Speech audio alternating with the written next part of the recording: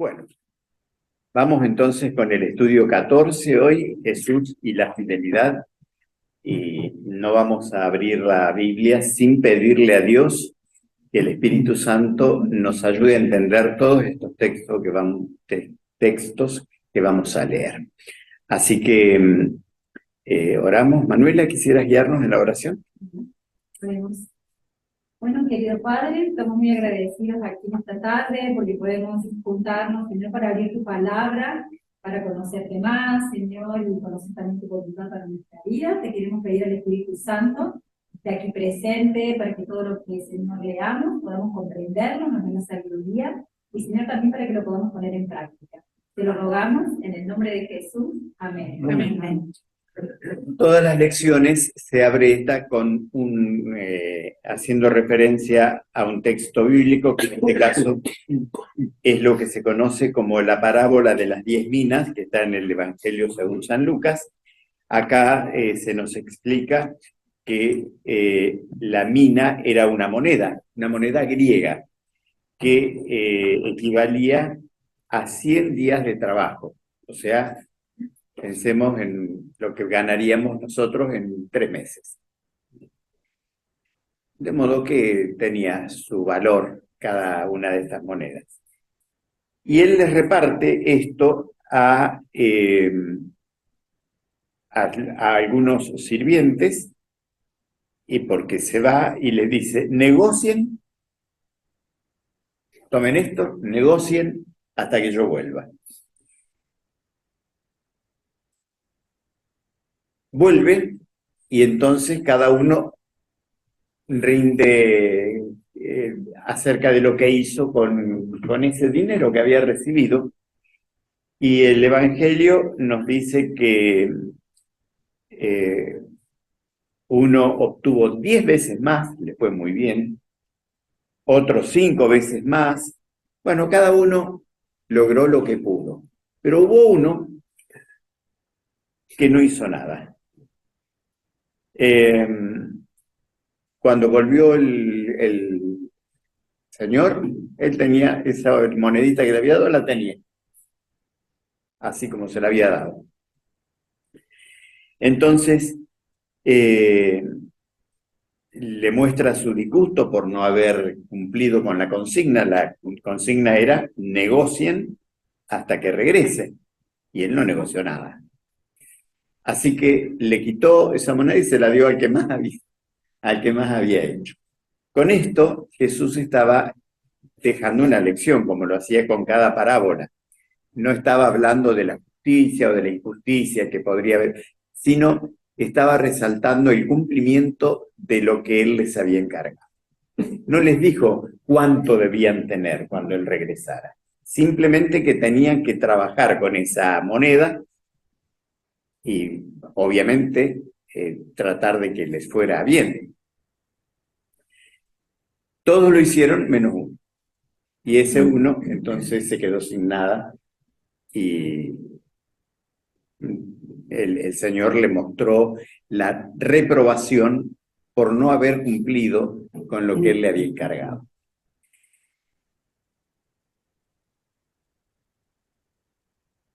¿Qué vamos a ver en este estudio? Justamente eso.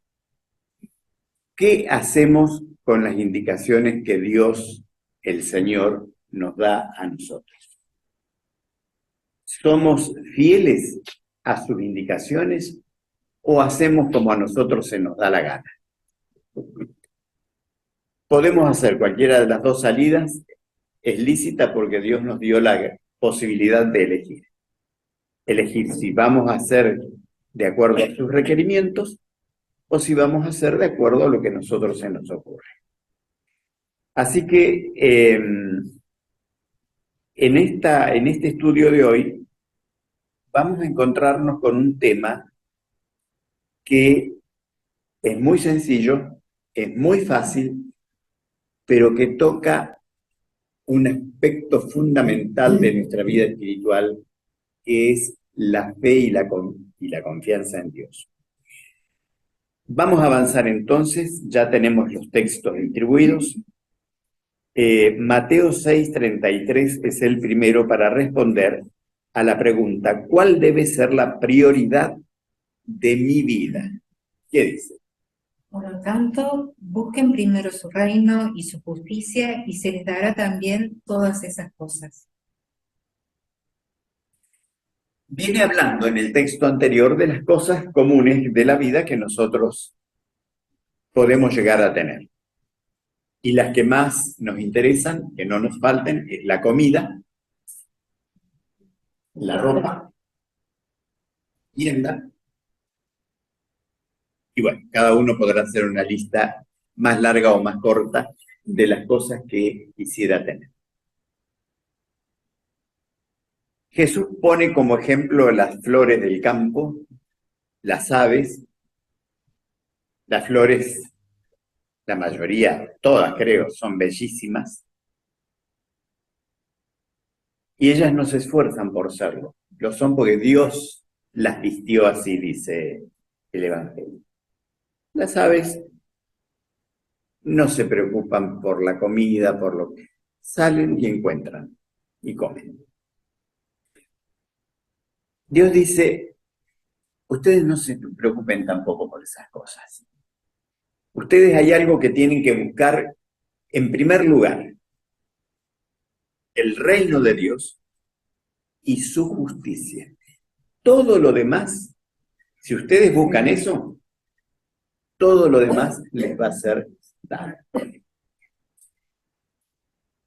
En la escala de valoración del mundo, de la sociedad, es al revés.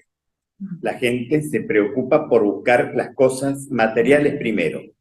Si hay lugar para lo espiritual, bien. Si no, no hay nada. Fíjense cómo Jesús ordena las prioridades. Primero Dios. Primero Dios. No es el mensaje que la sociedad tiene instalado. Primero Dios. El reino de Dios y su justicia. Lo demás les va a ser dado. ¿Cómo? Claro, entonces, yo voy a la iglesia ahora todas las semanas, hago mis deberes religiosos y el Señor se va a encargar de... No, poco. Como a los sirvientes que le dio una moneda, también a mí me da la posibilidad de ganarme la vida. Pero no debe ser esa mi prioridad. Porque si yo busco a Dios, lo pongo en primer lugar en mi vida, Él se va a ocupar de que lo demás esté. Haciendo, obviamente, yo también mi parte, ¿no? Entonces, mas buscad primeramente el reino de Dios y su justicia, y las demás cosas os serán añadidas. ¿Qué va primero? Hay tres opciones: la familia, el reino de Dios o el trabajo. El reino de Dios. El reino de Dios. Fíjense que arrancamos con un texto que en esta época de la historia de la humanidad va totalmente a contramano de lo que predomina en la sociedad. Bueno, pero nosotros siempre tenemos que decidir por lo que Dios dice. Vamos a la segunda. En última instancia, gracias a quien obtenemos nuestros bienes. Deuteronomio 8, versos 17 y 18. Entonces digan en tu corazón, mi poder y la fortaleza de mi mano me han traído esta riqueza. Acuérdate del Señor tu Dios, porque Él te da el poder de hacer las riquezas a fin de cumplir su pacto que juró a tus padres, como sucede en este día. Bueno, notemos la expresión que estaba metidita por así. Él te da el poder de hacer las riquezas, bueno, lo que tengas. Porque por ahí nos creemos que somos tan habilidosos, que nos las sabemos tan bien a todas, que somos nosotros, gracias a lo que estudiamos, porque además estudié, porque soy inteligente, y qué sé yo, No, yo te di. Dios dice que lo que logramos, lo logramos porque Él nos ayuda tener esos logros. Dios me da habilidades, me da capacidades, me da talentos, me los da Dios. Los tengo y los tengo que usar bien, pero no son míos, no me son intrínsecos. El Señor me ha dado eso que tengo para lograr cosas en la vida. Entonces, las tres respuestas que hay acá, de las cuales veremos cuál es la que vale, lo tenemos gracias al esfuerzo personal, a la familia o a Dios. A Dios. Entonces, busco primero el reino de Dios y Él se va a ocupar de darme lo demás. ¿Cómo me va a dar lo demás? Con las habilidades, los talentos, los dones que Él me da. Muy bien. Y ahora, fíjense que hay una palabrita aquí en la pregunta 3 muy rara. ¿De qué debemos dar el diezmo? ¡Wow! Parece que acá me van a meter la mano al bolsillo. Bueno, capaz que sí. Ahora en la salida me paro ahí en la puerta. Tenemos la bolsita vacía. Génesis 28, 20 hasta el 22. Jacob hizo un voto. Dijo, si Dios va conmigo y me guarda en este viaje y me da pan para comer y vestido para vestir, y si vuelvo en paz a casa de mi padre, el Señor será mi Dios. Eso es lo que dice. Hasta el 22, ¿leíste? No. Y esta piedra que he puesto por señal será casa de Dios. Y de todo lo que me dé, sin falta, el diezmo lo apartaré para ti. Ah, ahora sí. Acá nos encontramos con Jacob. Estaba huyendo Jacob. Se había mandado una de las de él, estaba huyendo. Y ahí, bueno, en esa situación crítica, piensa, recapacita. Y dice, bueno, si el Señor me cuida, me protege, me bendice, el diezmo de lo que Él me dé, yo se lo voy a devolver. El diezmo, ¿qué significa diezmo? Décima parte. Si me da 10 vacas, Jacob dijo, yo le voy a dar una, se la voy a dedicar a él. De cada 10 ovejas que me dé, una para él. El bien de todo. De todo lo que me dé. El 10. La décima parte de lo que Jacob se iba a reservar para él, ¿cuántas partes? 9. Y una para Dios. Acá arranca la práctica del diezmo, que hoy de vez en cuando por ahí se nombra el diezmo, pero muy poco. Y generalmente se lo nombra en ámbitos religiosos. ¿Arranca acá? No, no arranca acá, ya venía de antes. Pero acá tenemos a alguien con nombre y apellido que lo pone en práctica. Si Dios me bendice, qué vivo este Job. Estaba negociando. No negociaba nada. Porque si Dios no lo bendecía, ¿iba a poder dar diezmo? ¿Qué iba a dar? Si Dios le daba, él iba a dar. Si Dios no le daba, no iba a dar. Porque ese es el principio primero del diezmo. El diezmo es a partir de lo que Dios me da, no de lo que no me da. Si yo no... A ver. Bueno, pero supongamos, no tengo sueldo, no gano nada porque soy un estudiante. Era ahora en el papel, que ya pasé hace tantos años. No, yo no tengo entradas, no tengo ingresos. ¿Tengo que dar diezmo? No, ¿de qué voy a dar? Ahora, cuando cobro mi primer sueldo, la cosa cambia. Entonces, el diezmo es de lo que Dios me da. En Jacob, hago lo correcto. Si Dios me bendice, voy a dar, ¿no? ¿Y cuánto voy a dar? Para Él, la 10ª parte. ¿De qué debemos dar el diezmo entonces? Dice la pregunta. De lo que Dios me da. Oh, de lo que no me da, no. Muy bien. Ahora la gran pregunta. ¿Y cómo es? ¿Se lo doy a Dios, yo lo tiro así y Dios lo agarrará? ¿Cómo es esto? ¿O habrá algún ser humano acá que va a estar atento a ver si puede agarrar mi diezmo? Porque las malas lenguas vinculan la práctica del diezmo con que algunos se aprovechan de los diezmos de los fieles y enriquecen su bolsillo con eso. Y sí, debe haber, cuando el río suena. Vamos a ver qué dice la Biblia, que es la única segura. ¿Para qué servían los diezmos en el pasado? Y vamos a ver para qué sirven hoy. Números 18-21.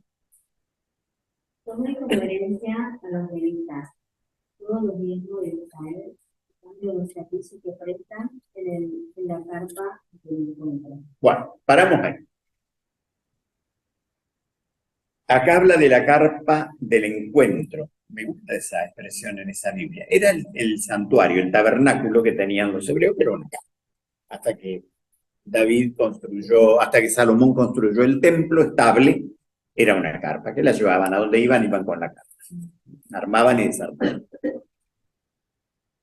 Ahí había oficios religiosos. Recuerden que cuando el pueblo sale de Egipto, sale ordenado en tribus. Las tribus se habían formado a partir de cada uno de los 12 hijos de Jacob, el que había prometido los diezmos cuando iba huyendo. Bueno, tuvo 12 hijos. Esos 12 hijos, cada uno dio origen a una tribu. La tribu de Leví, la tribu de del otro, 12. De esas 12 tribus se forma la gran nación que sale después de Egipto. Se establece en la tierra prometida.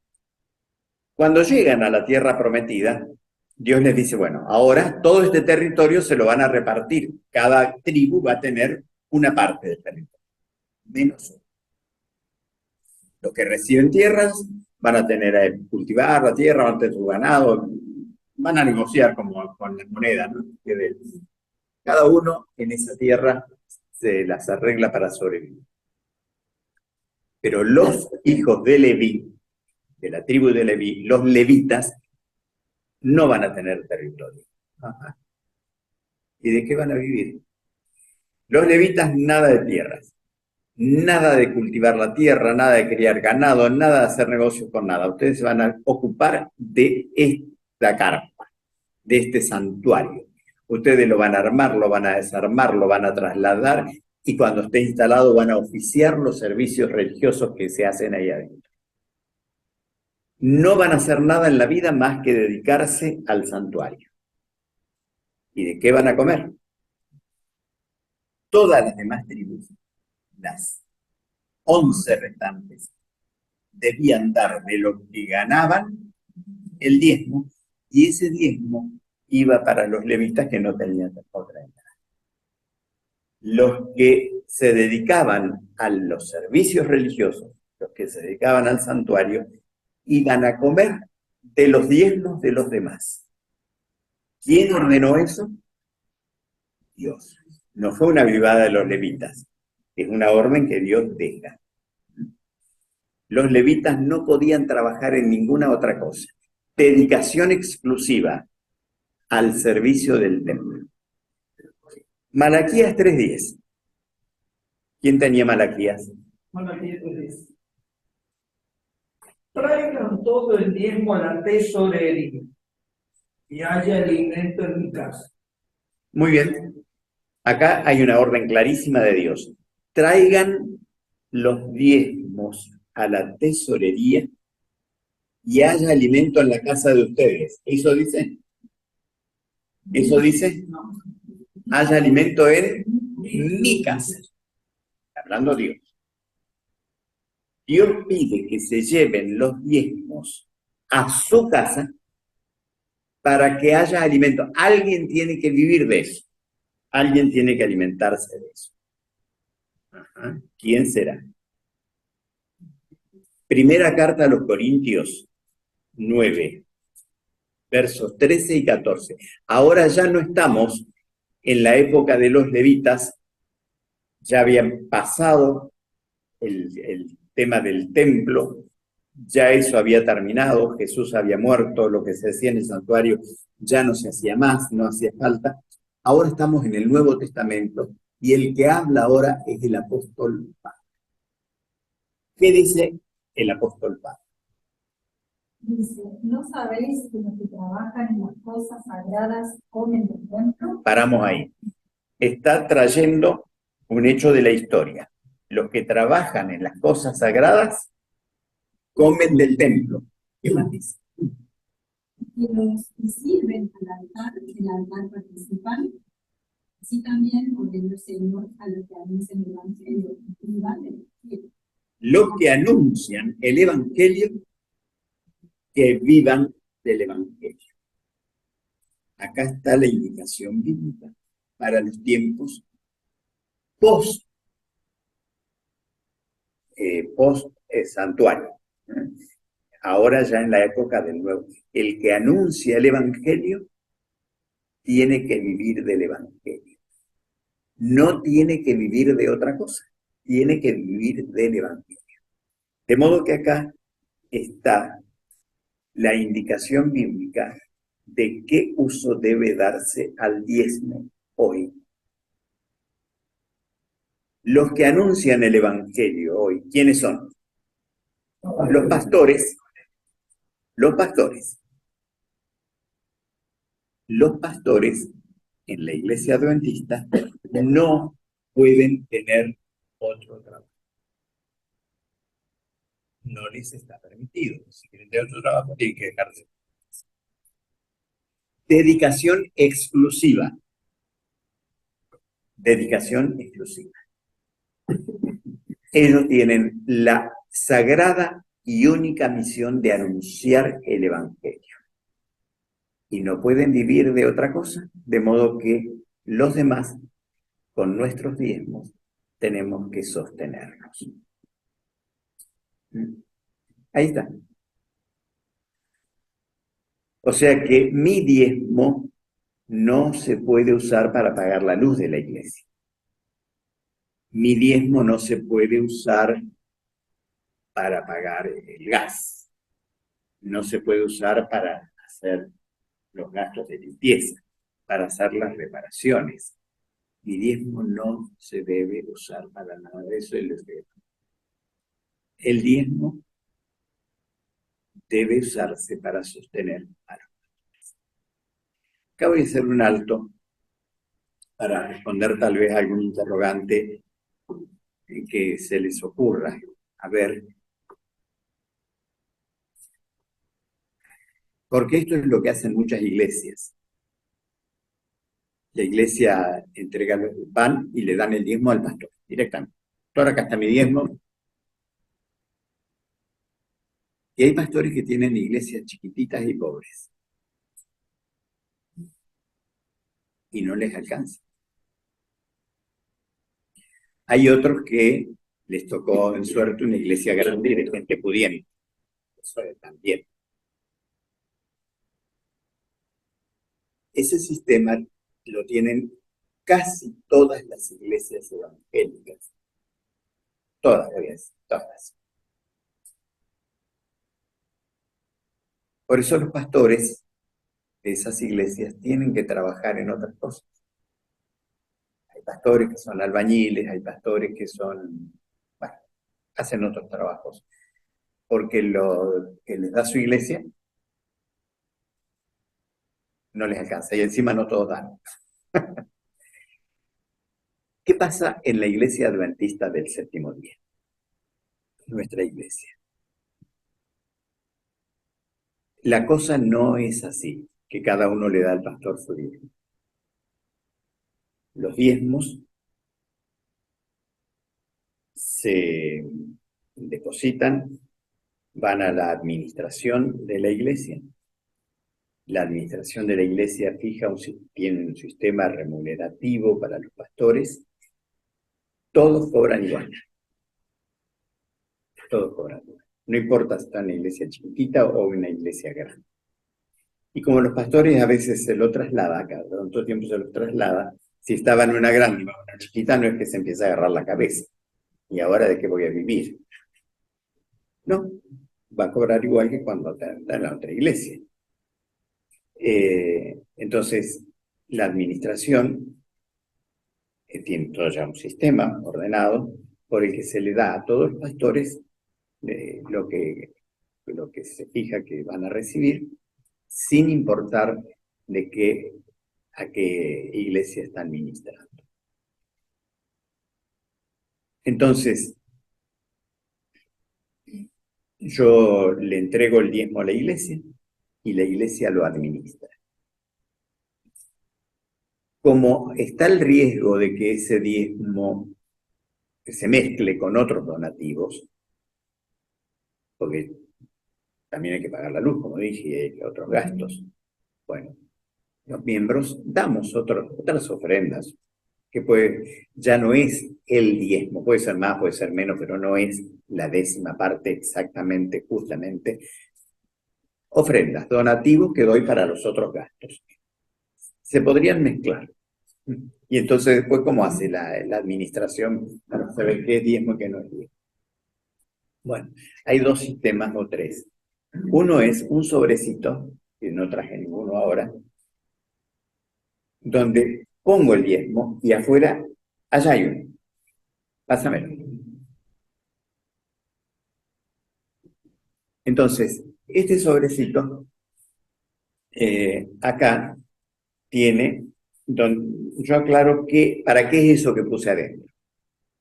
Si yo puse que es el diezmo, listo, ya está explicado que lo que va ahí adentro es diezmo. Pero a lo mejor puse diezmo y puse para otro proyecto además. Puse 20 pesos de diezmo y 15 pesos para la luz. Bueno, van a estar los 35, pero ya el tesorero sabe, tal para esto y tal para esto. Acá pongo el nombre mío. Uno dirá, ¿y para qué poner el nombre? Yo quiero dar, pero en secreto no lo ponga. Bueno, pero sí ponga que es diezmo para que no se mezclen. ¿Pero por qué el nombre? Que no es obligación ponerlo. Porque la iglesia extiende un recibo.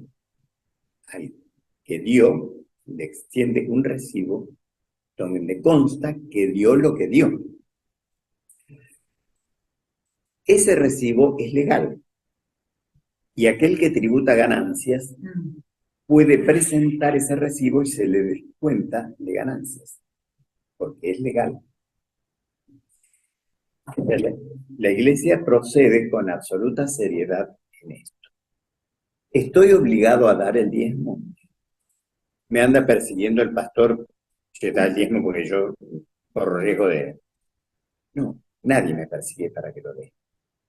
Si yo lo doy, es porque la Biblia me dice que debo darlo, pero si no lo doy, nadie me anda persiguiendo.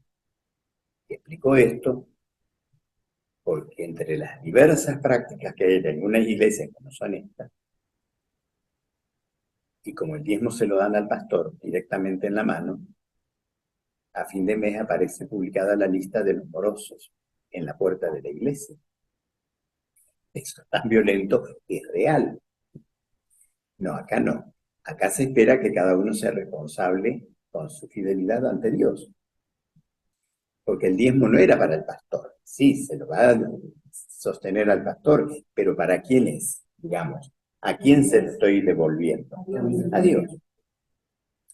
Entonces, yo pongo este sobrecito en el momento que se recogen las ofrendas y no se mezcla porque está aclarado algo. Lo que pongo suelto, o a menos que también ponga otras cosas y aclaro que para qué es, pero lo que va suelto es para los otros gastos de la iglesia. Entonces, los que viven del evangelio, los que predican el evangelio, decía el apóstol Pablo, que vivan del evangelio. Así como los levitas no podían tener otra cosa, tenían que cuidar del santuario, tenían que vivir del santuario. Muy bien. Pero mencioné, además del diezmo, yo puedo dar otros donativos más. ¿Para qué? Vamos a ver 3 textos. Éxodo 35, 20. De los hijos de Israel, así hombres como mujeres, todos los que tuvieron corazón voluntario para traer para toda la obra que Jehová había mandado por medio de Moisés que hiciesen, trajeron ofrenda voluntaria a Jehová.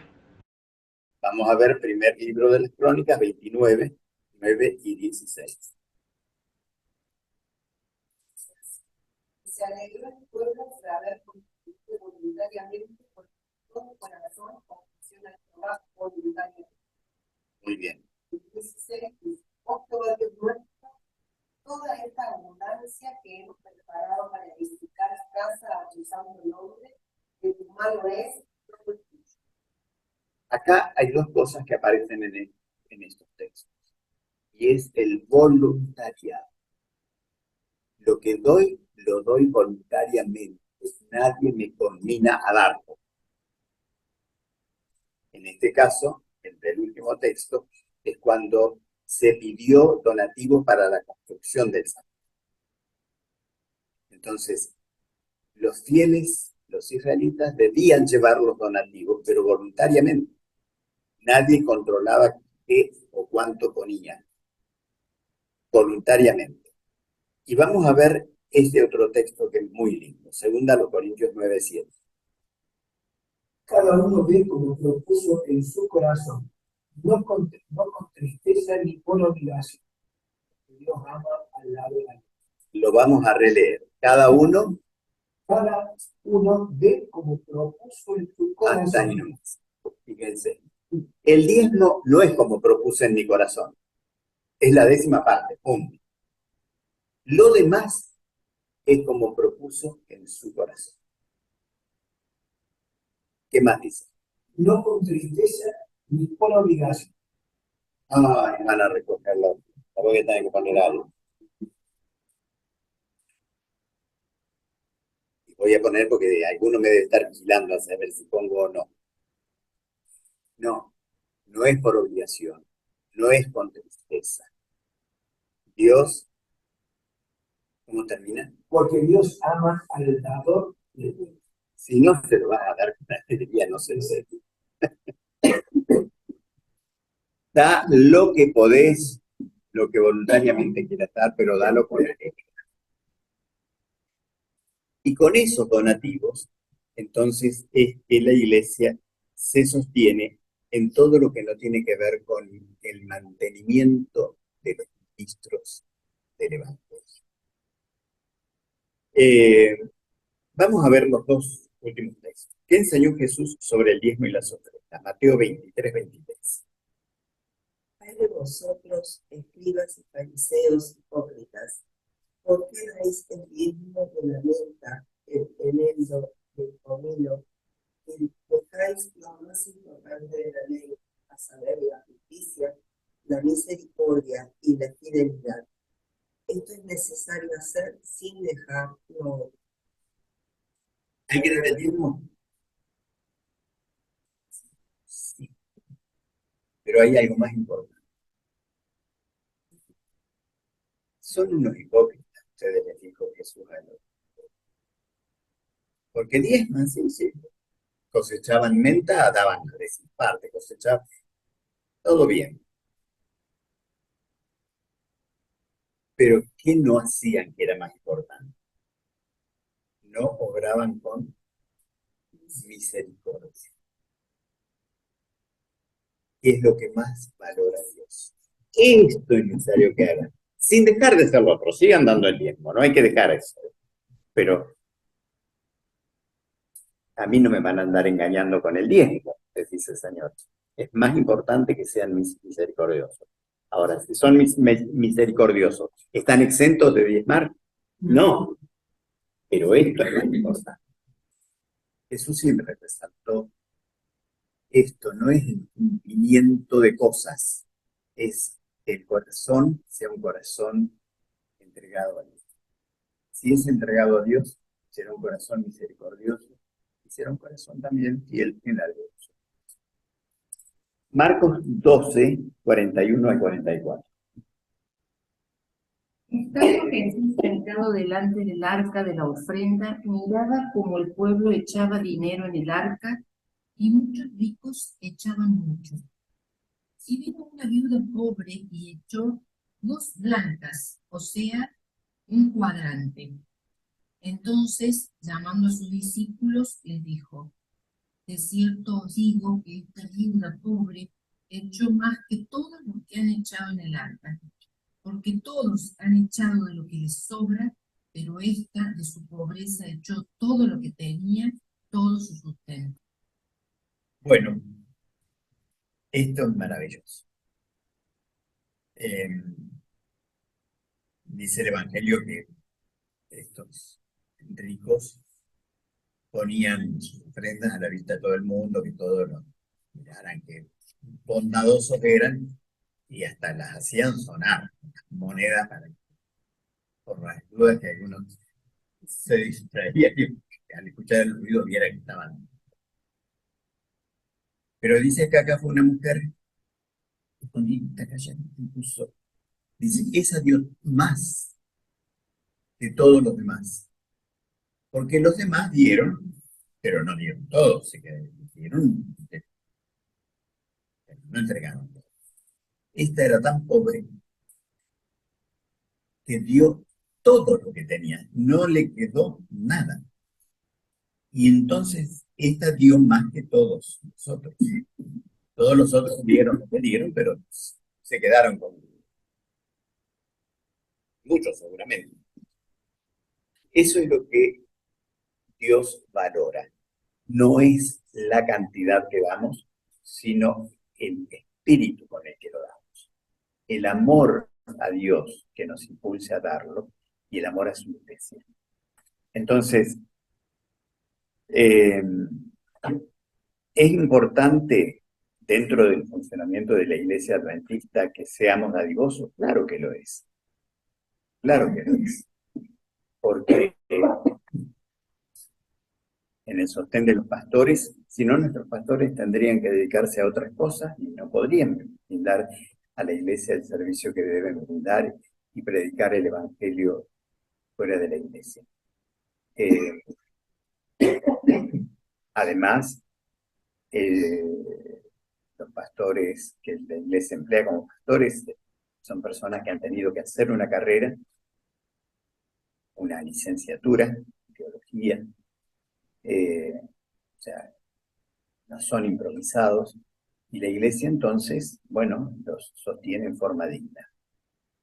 Pero además están todos los demás gastos. Si no diéramos nuestras ofrendas, nuestros donativos, ¿quién pagaría eso?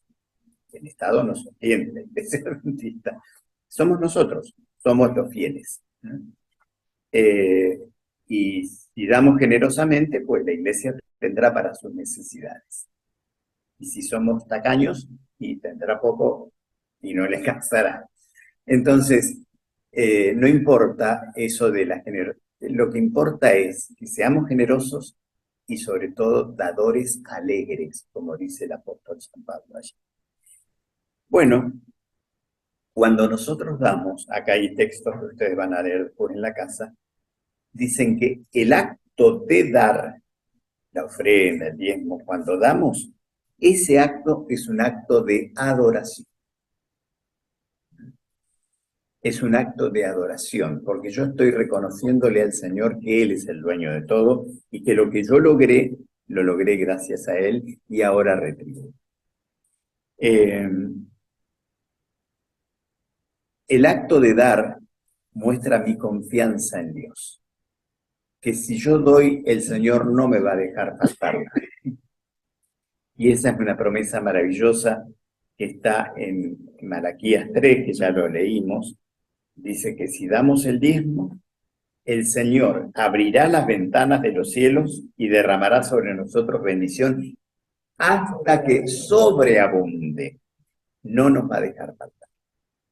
De modo que cuando yo doy, estoy expresando no solo mi adoración al que me dio todo, sino mi confianza en Él, que no me va a dejar faltar nada. Y si Cristo dio lo máximo que podía dar por nosotros, porque Él dio su vida, entonces, ¿cómo no voy a darle yo algo de lo tanto que Él me da? Preguntas, quejas, opiniones, comentarios.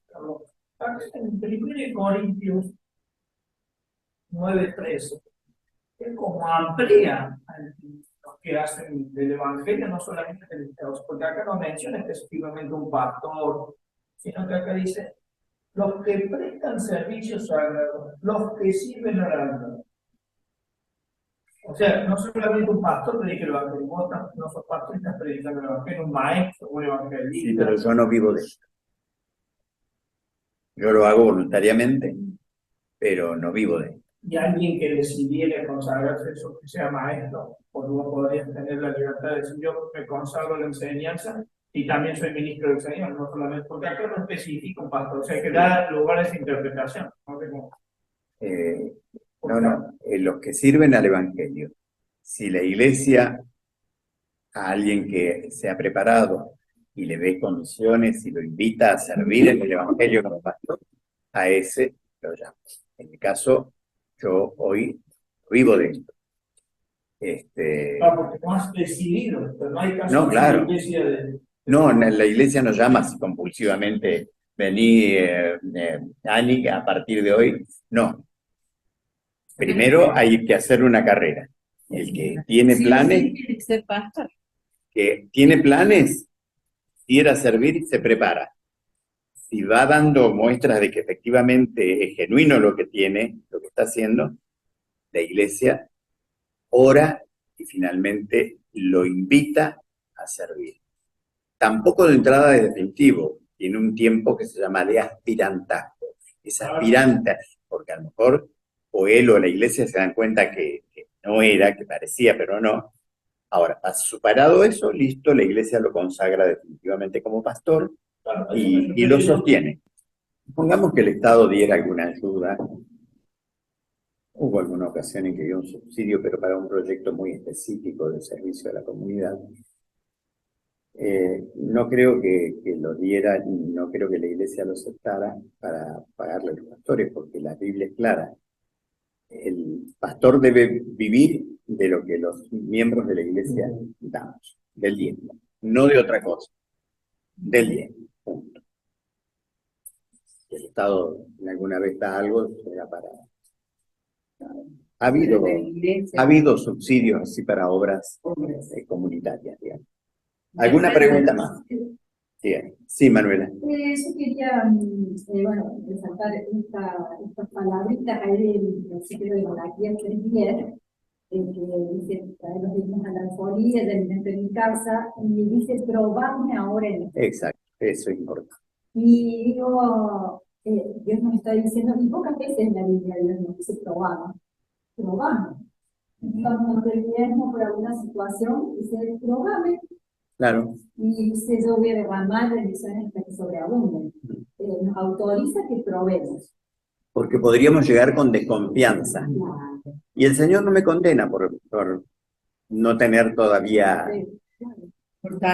Pruébenme, dice Dios, pruébenme. Denme el diezmo y van a ver.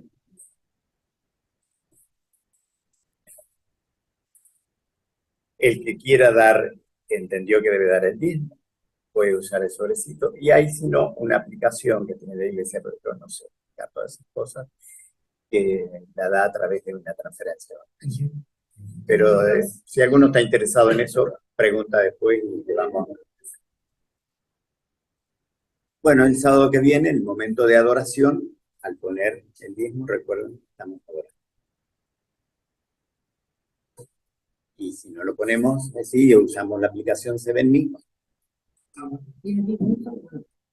Y están toditos invitados, 10 de la mañana, a adorar al Creador. Oramos. Gracias, Señor, porque encontramos tantas promesas maravillosas en tu palabra, de que vas a suplir nuestras necesidades, no nos vas a dejar desamparados. Solamente te pedimos que nos ayudes a confiar en ti y nos ayudes a ser fieles a ti. Padre, te pedimos esto, en el nombre de Jesús. Amén. Gracias. Sábado próximo, 17:30.